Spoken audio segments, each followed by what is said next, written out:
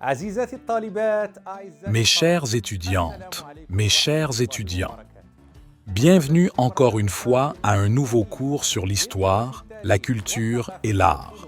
Toujours dans le cadre de notre travail sur l'anthropologie du patrimoine marocain, on va consacrer le cours d'aujourd'hui à la relation des Marocains avec les arts culinaires pour mieux connaître les rôles sociaux de la nourriture, des étiquettes de la table au Maroc et l'importance octroyée par les individus et les groupes aux aliments et aux boissons pour construire des relations et altérer les liens sociaux. Commençons. À commencer par les rituels de préparation et passant par les techniques de cuisson, celles d'assaisonnement et agencement des épices, et arrivant à la manière de présenter, de décorer, de manger, de conserver et de recycler. Ceci est accompagné par des étiquettes, des croyances déterminées dédiées aux stratégies de nourrir et du manger. On ne peut pas compter les preuves existantes sur le fait que la nourriture, avant d'être un élément pour s'alimenter, c'est un produit culturel. Dans ce cadre, Roland Barthes affirme que l'alimentation est un système de communication par excellence puisqu'il est un ensemble de signes, d'images et de liens qui sécurisent le passage pour comprendre une société. Les étiquettes de la table, c'est l'histoire de la nourriture, et l'histoire de l'homme aussi. Qui voudra connaître la civilisation d'un peuple, il doit entrer par la porte de la cuisine. Et si des chercheurs insistent pour dire que la découverte du feu est le plus important événement fondateur pour la transition de la nature à la culture dans l'histoire de l'humanité, pour Claude Lévi-Strauss, la cuisine est le pilier central pour le développement culturel humain.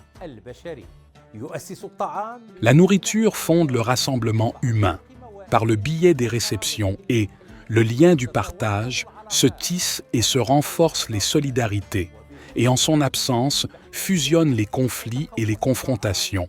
Le rassemblement n'est parfait que par l'alimentation et la nourriture dans toutes les occasions religieuses et sociales, et peu importe sa nature et son objectif, il est impératif de mettre à l'esprit la communication nutritionnelle qui est efficace pour souder les liens sociaux et repositionner les rangs et renforcer les solidarités. L'adage irlandais dit que tous les problèmes se résolurent sur la table à manger. En ce que concerne les plats, et selon les traditions et les coutumes authentiques marocaines, il est présupposé qu'on mange en groupe avec les doigts de la main droite, avec la présence fondamentale du pain qui accompagne l'ensemble des plats, comme il est le CA pour le thé qui est considéré comme le signe de l'hospitalité et la bienséance marocaine. Le pain a une place remarquable dans la société marocaine, et cela pendant toutes les phases de production, de sa consommation et de sa symbolique. Il est la condition de l'existence des différentes géographies de la cuisine marocaine. Sans le pain, le plat n'est pas complet et l'alimentation est incomplète.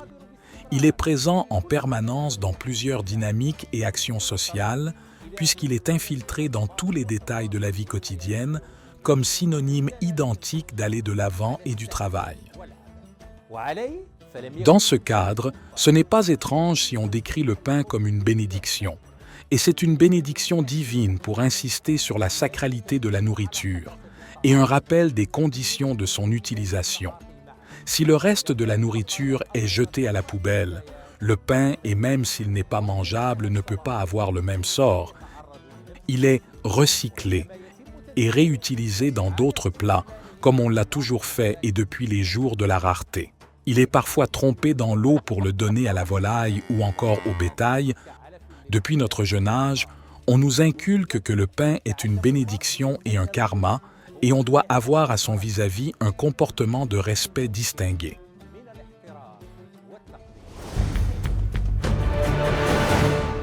Les repas sont souvent pris en commun et les convives sont souvent invités à manger avec les doigts de la main. On peut constater la présence du sacré au fil de la construction sociale de ce patrimoine culinaire marocain.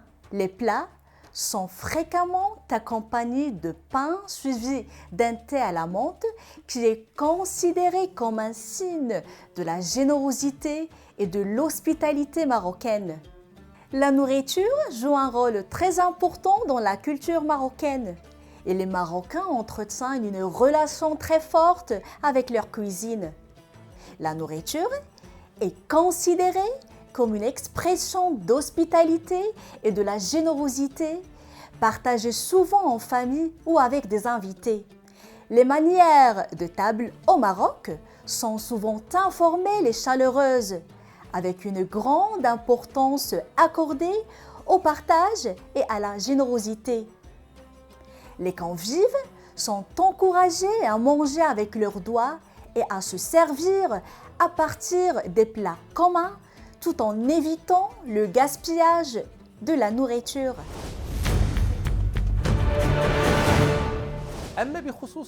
En ce qui concerne le thé, et selon Abdelhak Lamrini, il paraît que l'entrée du thé au Maroc a été pendant l'époque de Moulay Ismaïl, puisque Abou Anasser Ismaïl a reçu des colis de sucre et de thé parmi les cadeaux que lui a offerts les envoyés européens au sultan alaoui en prélude pour libérer les détenus, ce qui signifie sa rareté dans le pays maghrébin. Il se positionne comme un boisson exceptionnel depuis le début du XXe siècle au milieu des familles marocaines et on lui a octroyé des rituels et traditions. Les artisans ont excellé dans les nouveaux outils de préparation du thé, comme babor, barad, zanébil, sénia. Dans ce même cadre, Louis Thomas, qui était parmi l'équipe médicale qui se déplaçait entre Marrakech et Agadir en 1917, il dit « Boire du thé est une opération traditionnelle et une pratique sacrée, pleine de sérieux et de signification, de retenue et de promesses. C'est le premier pas dans l'hospitalité marocaine. »